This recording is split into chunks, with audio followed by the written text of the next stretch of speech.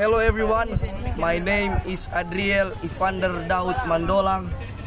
So today I would like to talk about kolintang, a traditional instrument from North Sulawesi that represent Indonesian cultural heritage. As a student, I believe kolintang is not just an instrument, but a symbol of our identity and history.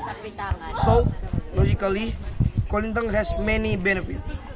It is played in groups which teach teamwork, discipline, and cooperation.